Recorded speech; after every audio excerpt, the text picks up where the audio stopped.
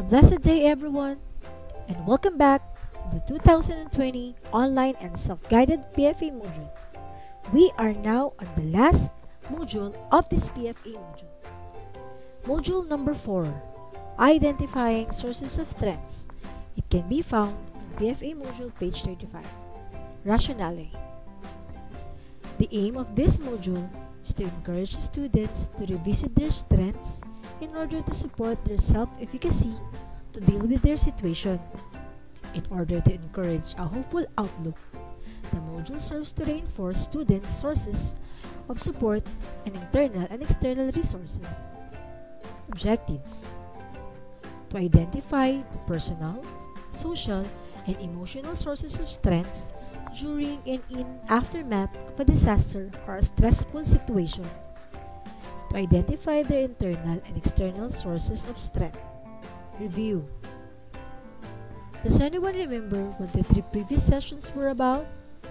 Last meeting, we talked about our needs and how to address them. We talked about how to control our reactions and emotions. Now let us reflect on what has helped us to move on. We were able to move on and not continue to feel the way that we were feeling days or months ago because we have strength. This is a drawing of a kite, or sarangola. Can you tell me what makes it go up in the air? Yes, you're right. It needs the wind. It needs to be made of a good material. It's a line or a long string, and it needs a strong brace. This is our way of reminding you that you have resources within yourselves and with others that have allowed you to begin your process of recovery. It's like a kite, you too have what it takes to fly. Activity. Can you draw a kite with a diamond with 4 parts? And on each part of the kite, diamond, please write down what do you think are your sources of strengths.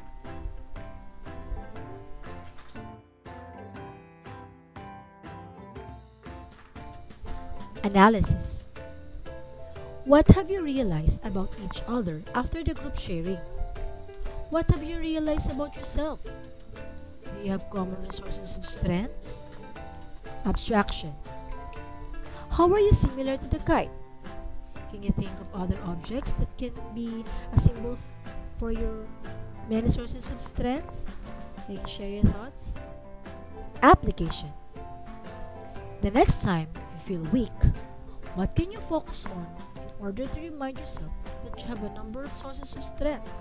Can you think of it? Closing. Would any of you want to volunteer to come up with a poem or a rap about what you have learned about your sources of strengths and those who help or support you? Here is an example. Ang saranggola ko at ako, parehong-pareho. Ako ay matatag, siya rin ay matatag. Ako ay di babagsak, siya din ay di babagsak. Tangayin man ang hangin, hindi matitinag. Let's now have students' activity and output. It can be found in PFA module, page 48. Activity. The title, Ang Saranggola at Ako. Introduction. Hi! During the first day, we discussed validating and normalizing our feelings. The second day, we talked about how to calm down and manage our feelings. We also talked about our needs and how to address them. How are you today? Just have one last module to do before you reach the end of the PFA session. Today, we will focus on your sources of strength. This is our way of reminding that you have resources within yourself or with others that have allowed you to begin to face the new normal, your process of recovery. On the next page is a drawing of a kite, or what we call saranggola. Another name for it is Briones, or volador. Among the Cebuanos, it is called banog-banog. Here is a drawing of a kite.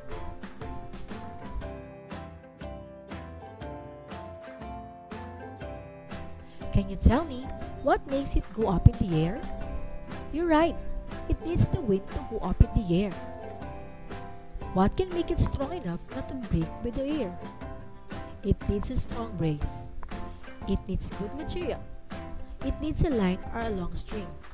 The paper must be properly glued.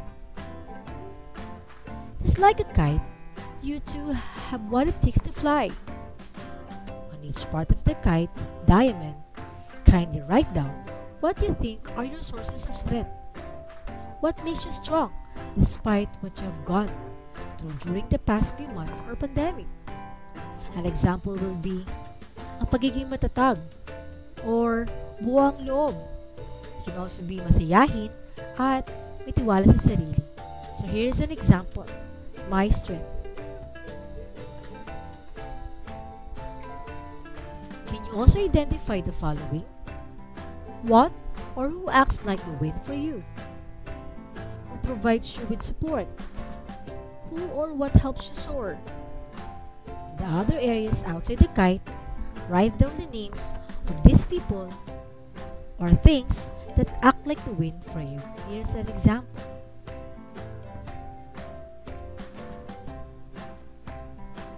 Take time to color your drawing. Below it, write a brief explanation about your sources of strength and the people and things who act like the wind to help you fly or soar. My sources of strength are mostly coming from my family and God. They are the one who supported me all through my problems and during the time I am weak. Here is the actual sample of format for this activity. You can draw it on a piece of paper. You color it and answer it just like what the example showed. Analysis. Answer this. What have you realized about yourself after drawing the kite? You can use another sheet of paper for your answer. Abstraction. Answer this. How were you similar to the kite? What are your strengths as a person? Please write down your answer. The next time you feel weak, imagine you're a sarangola in order to remind yourself that you have a number of resources or strength.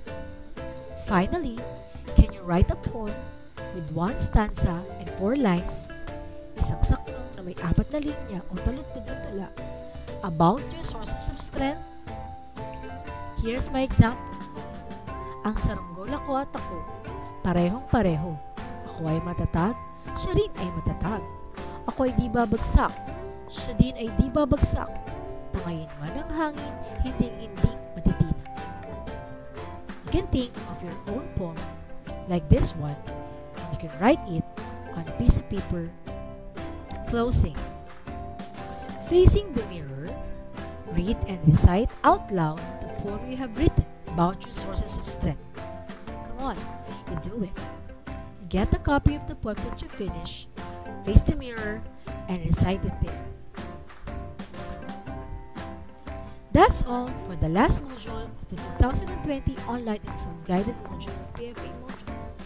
Thank you for being with me and thank you for listening, starting from our first module, validating feelings and normalizing reaction. Module 2, calming down and managing one's emotion and thoughts. Module 3, identifying and addressing needs. And of course, Module 4, identifying sources of strength. I hope you learned a lot from our psychological first aid module. Always stay safe and thank you for listening. Bye-bye.